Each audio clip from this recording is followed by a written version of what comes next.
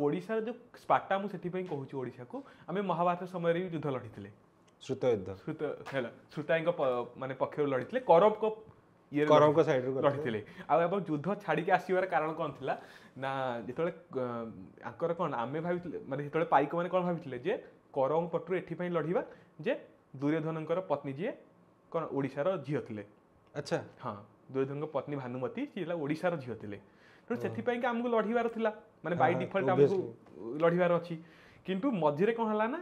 जो कोन दुर्योधन हमर द्रोणाचार्य प्रथम सेनापति थिले द्रोणाचार्य को डेथ हैला जो अश्वत्थामा नरवे मुंजरे कहि ताकर बेक कटा हैला तापरे कर्ण हेले सेनापति तेणु आम सब प्रोब्लेम थिला जे कर्ण का जो मैरिज थिला ओडिसा कर्ण भी कर्णकर जने स्त्री भी ओडिसा रो थिले सेकंड वाइफ जी अच्छा हमर कौन कारण कर्ण प्रति हम खुशी नथिले कि कर्ण को से समय जो आमर सुतपुत्र थिला आमे कर्ण को एक्सेप्ट करि पाइले जे कर्ण को नेतृत्व रे गोटे पाइक कम्युनिटी युद्ध लड़िबे एति आमे युद्ध अधारु पळे आस्थिले अच्छा अच्छा अच्छा तेणु पाइक कम्युनिटी गोटे युद्ध 18 दिन सरन थांदा आउरी 2-3 दिन अधिक होई पार थांदा।